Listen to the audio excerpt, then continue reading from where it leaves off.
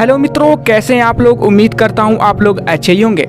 मित्रों, हम आप लोगों को एक बात बताना चाहते हैं कि महाभारत का युद्ध जीतने में श्री कृष्ण के दिमाग और धनुर्धर अर्जुन के पराक्रम ने एक अहम भूमिका निभाई थी। यदि महाभारत के युद्ध में पांडवों की ओर से श्री कृष्ण और अर्जुन न लड़ रहे होते तो शायद पांडवों की जीत होना मुमकिन था। लेकिन दोस्तों, क्या आपको मालूम है कि महाभारत के युद्ध में अहम भूमिका निभाने वाला अर्जुन स्वर्ग यात्रा में जाने से पहले भी एक बार मर चुके थे। इसका मतलब ये है कि अर्जुन की अपने जीवन में 2 बार मृत्यु हो चुकी थी और उनकी मृत्यु के दौरान देवी गंगा जोर जोर से ठहाके लगा के हंसने लगी।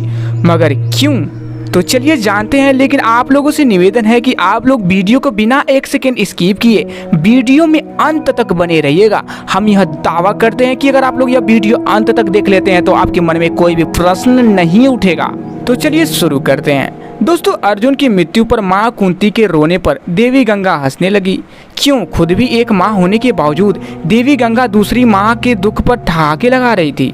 दोस्तों, दरअसल महाभारत के युद्ध में जब पांडवों की जीत हुई तो हस्तिनापुर की गद्दी पर बैठे जेठ पुत्र युधिष्ठिर, इसके बाद श्री कृष्ण ने युधिष्ठिर को सुझाव दिया अश्वमेध यज्ञ करने का, जिसके बाद युधिष्ठिर ने अश्वमेध यज्ञ को आरंभ करते हुए अश्व को अर्जुन के नेतृत्व में रवाना कर दिया। अब जिस दिशा में अश्व चलता जाता उसी के पीछे पीछे अर्जुन और उनकी सेना भी चलती जाती। इस दौरान ये अश्व कई राज्य से गुजरा। जिन भी राज्यों से वो अश्व गुजरा उन सभी राज्यों के साथ अर्जुन ने युद्ध लड़ा। कई राजाओं ने तो पहले ही अर्जुन के आगे घुटने टेक दिए, लेकिन कई राजाओं ने ऐसा नहीं किया, जिसके बाद अर्जुन और उनकी सेना द्वारा युद्ध लड़ा गया और कई राजाओं को परास्त करते हुए अर्जुन ने उनके राज्यों को जीतते चले गए।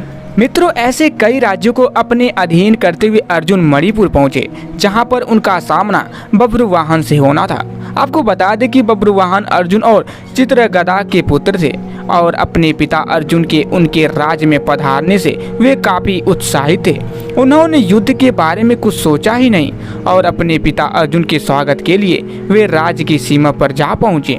लेकिन जैसे ही बब्रुवाहन अर्जुन का स्वागत करने के लिए आगे बढ़े, वैसे ही अर्जुन ने उन्हें रोकते हुए कहा कि मैं इस समय तुम्हारा पिता नहीं बल्कि हस्तिनापुर के नरेश का प्रतिनिधि हूँ और क्षत्रिय होने के अनुसार इस समय तुम्हें मेरे साथ युद्ध लड़ना चाहिए। और बस उसी समय अर्जुन की दूसरी पत्नी उलूपी वहां आती हैं और बब्रुवाहन से बोलती हैं कि हे पुत्र, तुम्हें अपने पिता के साथ युद्ध लड़ना चाहिए। यदि तुम युद्ध नहीं लड़ोगे तो इसमें तुम्हारे पिता का ही अपमान होगा।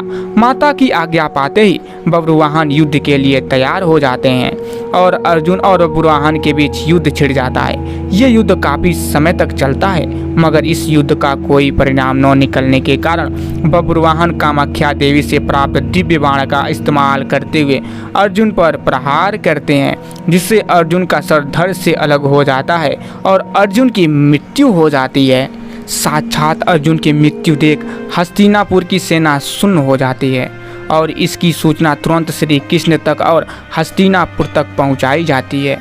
मणिपुर पहुंचकर श्री कृष्ण और माता कुंती अर्जुन को धरती पर पड़ा देखते हैं, जिसके बाद माता कुंती अर्जुन का सर अपनी गोद में रखकर फूट फूट कर रोने लगती है और बस इसी दौरान देवी गंगा अर्जुन की मृत्यु पर मुस्कुराने लगी। और जब काफ़ी देर तक माता कुंती रोती रही तो देवी गंगा माता कुंती से कहती है, हे कुंती, तुम व्यर्थ में रो रही हो क्योंकि तुम्हारे पुत्र अर्जुन को उसके कर्मों का फल मिला है।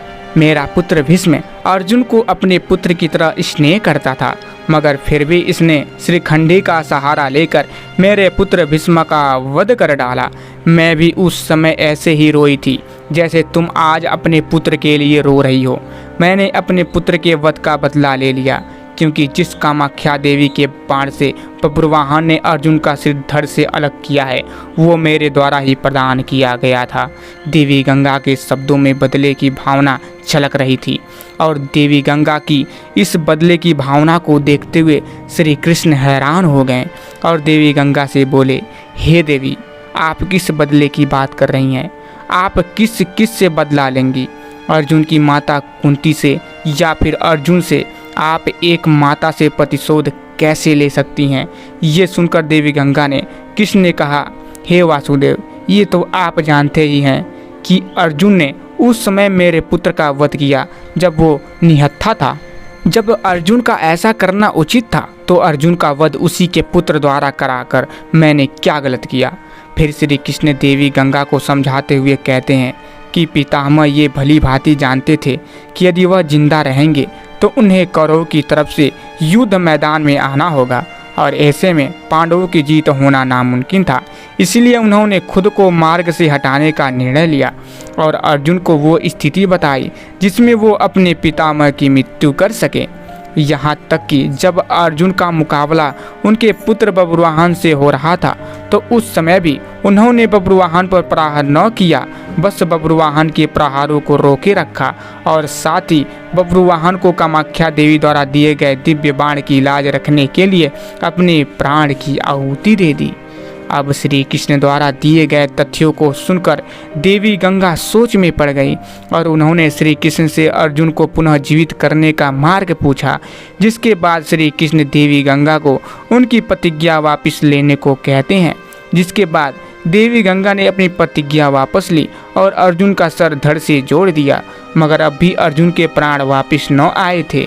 जिसके बाद श्री कृष्ण ने अर्जुन की दूसरी पत्नी से नागमणि लेकर अर्जुन को पुनः जीवित कर दिया। और साथ ही दोस्तों हम आप लोगों की एक और बात बता दें कि जब अर्जुन ने भीष्म को महाभारत के युद्ध में बाणों की सया पर लिटा दिया तब भीष्म ने जल मांगा तो अर्जुन ने गंगा को प्रकट किया। गंगा के आने के बाद अपने पुत्र की दशा देखकर बहुत व्याकुल हुई। उनका क्रोध सिर्फ अर्जुन के लिए था क्योंकि अर्जुन ने भीष्म की ये हालत की थी। युद्ध समाप्ति के बाद अर्जुन को इस बात की ग्लानि था कि उसकी वजह से उसके प्यारे पितामह की मृत्यु हुई है।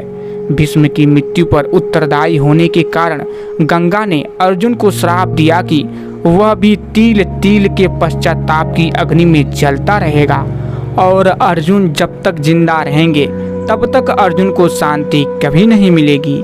ये उन दिनों की बात है जब पांडव वनवास में थे। तो मित्रों आशा करते हैं कि आप लोगों को पता चल गया होगा कि आखिर देवी गंगा अर्जुन की मृत्यु पर क्यों हंसने लगी। दोस्तों अगर आप लोगों को यह वीडियो थोड़ा सा भी पसंद आया हो तो वीडियो को दिल से एक लाइक और चैनल को सब्सक्राइब करना मत भूलिएगा और कमेंट बॉक्स में जय श्री कृष्ण जरूर लिख दीजिएगा, जिससे हमें पता चल सके कि आप लोग हमारी वीडियो अंत तक देखे हैं। तो दोस्तों फिर मिलेंगे। जय श्री कृष्ण, राधे राधे।